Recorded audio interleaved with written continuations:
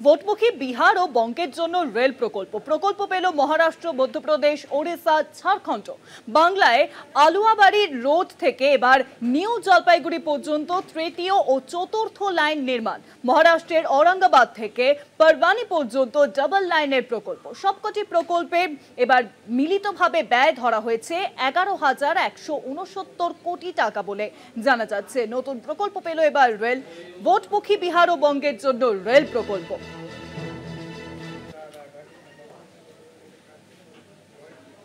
আরো জানাবেন, নিউজরুমের সঙ্গে রয়েছেন আমাদের প্রতিনিধি শাশ্বতী রায়। শাশ্বতী, দেখো, কার্যত যত ভোট এগিয়ে আসছে তত যেন বিভিন্ন প্রকল্পমুখী হচ্ছে ভারতীয় রেল। যাত্রী সুরক্ষার থেকে প্রকল্প উদ্বোধনের দিকে তাদের বেশি নজর, এবং সেখান থেকে দাঁড়িয়ে আজকে ক্যাবিনেট মিটিংয়ে 4টি প্রকল্পের নতুন করে কাজ শুরু হওয়ার ঘোষণা করা হয় ভারতীয় রেলের তরফ থেকে। এবং সেইখান থেকে জানা যাচ্ছে যে শুধুমাত্র বিহার এবং বঙ্গ বা বাংলা নয়, পশ্চিমবঙ্গ ছাড়াও মহারাষ্ট্র, মধ্যপ্রদেশ, উড়িষ্যা, ঝাড়খণ্ড সহ একাধিক রাজ্যের প্রায় 13টি ডিস্ট্রিক্ট এই 4টি প্রকল্পের আওতাধীন হচ্ছে।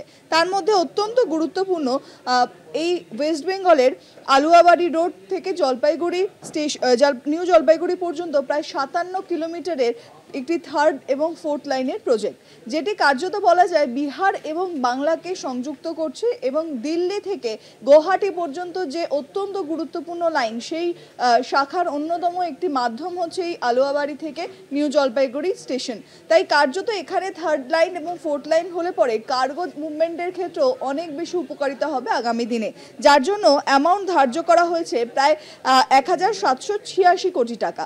এবং এই অ্যামাউন্টে কিন্তু যে সর্বত্র অ্যামাউন্ট যে 11,000-এরও বেশি, সেখান থেকে তার 1 থেকে 10%-এর মধ্যে। এবং এই প্রকল্প ছাড়াও একাধিক প্রকল্প রয়েছে মধ্যপ্রদেশ এবং মহারাষ্ট্রের জন্য।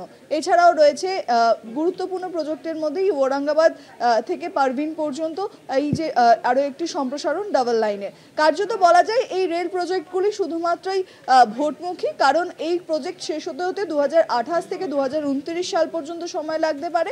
এই দীর্ঘমেয়াদী রেল প্রজেক্টের সঙ্গে সঙ্গে একাধিক স্টেটের গুরুত্বপূর্ণ মেট্রো প্রজেক্টকেও এখানে উল্লেখ করা হয়েছে। এছাড়াও বাজেট বরাদ্দের মধ্যে যে সমস্ত এয়ারপোর্টগুলির সংরক্ষণ বা তাদের সংস্করণের কাজ ছিল, তার মধ্যে কিন্তু বাগডোগরা এয়ারপোর্টও পড়ছে। তাই কার্যত এই রেল প্রজেক্টগুলোর মাধ্যমে একেবারে বলা যায় যে ভোটমুখী জনতার মন কাটতে চাইছে ভারতীয় রেল।